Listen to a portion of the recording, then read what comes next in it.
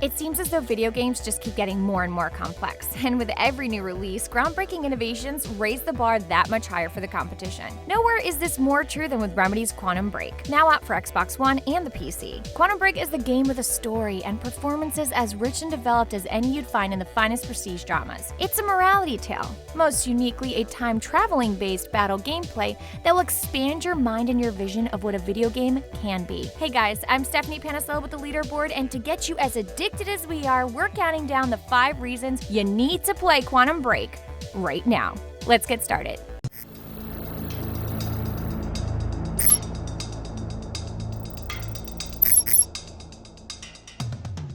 Number 1. The incredible story. Time travel is always allowed for mind-expanding storytelling, and Quantum Break combines that beautiful high-concept madness with the interactivity of a video game, plus all the drama of a modern television to boot. It's multi-layered, brain-tickling, and most importantly, rich with character moments. The story rolls out not just through cinematic video game sequences, but through details small and odd, like maps and emails, including one which holds an entire screenplay to guide you through the story. However, what's more innovative is how Quantum Break lets you experience a story from the point of view of the bad guys. Yeah, that's right, the bad guys. That in and of itself is nothing new. What is new is that they do so through television-like episodes. These short episodes let you see the secret going-ons at the evil corporation Monarch, which are all influenced by the decisions that you make in the game. It's sort of like watching television, except you choose your own adventure, which makes it unique to games, and the episodes are no slouches either. With top-notch writing and performances, the results are beautiful. A pastiche of styles that could only be accomplished in gaming to tell a story. It's dramatic and interactive at the same time, with the unique addition of juncture points, which we'll get to as soon as we discuss Number 2, the time-based powers. You see, our hero Jack gets hit by those chronoblasts, and he receives these time-based powers,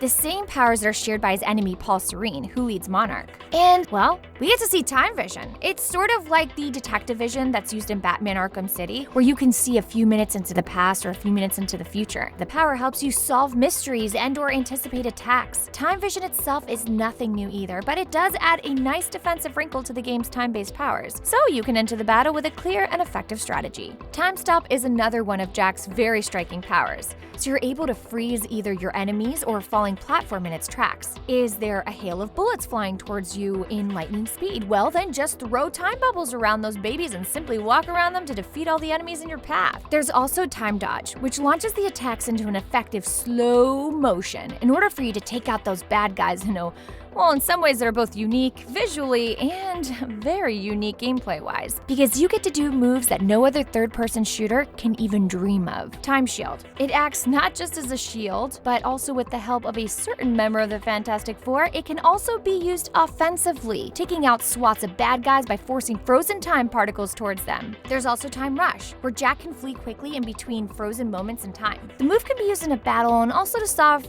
particularly difficult puzzles throughout the game. And finally, Time Blast. It's a purely offensive attack that will have your enemies blown into the sky. We've got to point out that all these powers are really just bonuses in order for you to be able to fast forward and rewind time in a concentrated area. It's pretty damn exciting, right? Number 3, the sick and challenging gameplay. None of these incredible time tricks would even matter if they weren't matched up to incredibly sick gameplay, and Quantum Break has it in spades. The game is on paper a third-person shooter, and as a third-person shooter, yes, it is unbelievably cool. However, beyond that, the game has puzzle elements that can rival any strategy game and remind you a little bit of The Legend of Zelda, where you have to figure out how to use your weapons. Only in this case, it's your time powers, not just to fight, but also to explore. Early on in the game, in order to cross a bridge on a construction site that falls as soon as you get near it, you gotta rewind time and then cross it in order to make it. It's those little puzzles that really make you think. Now, when this is combined with the same on-your-toes elements of a shooter where you so often find yourself on the defensive, the result is a unique experience that keeps your mind working overtime, as you have to try and figure out how to combine the familiar,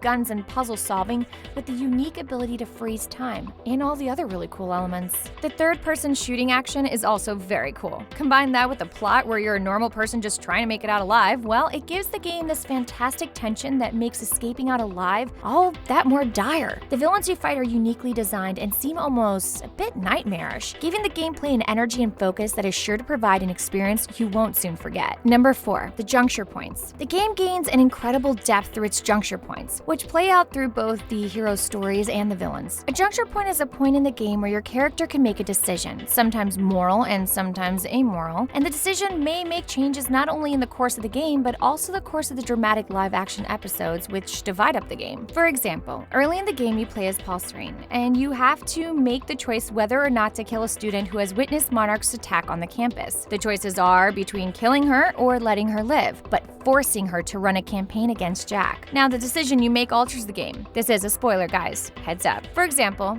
her life allows Jack to find her and team up with her over the course of his journey. And it changes the series, because the series acts like a choose-your-own-adventure. The decisions you make in the game activates the complex tree of stories promising all the way to the end on both sides of the episodes, and the game will be unique. Additionally, the game lets you see how many of your friends and how much of the community has made the same choices as you. It's all very appropriate for a game which, is all about regrets and time travel, so that you can see the results of your decisions being played out, and one that promises that the game will be increasingly replayable. Hey, kind of like Chrono Trigger.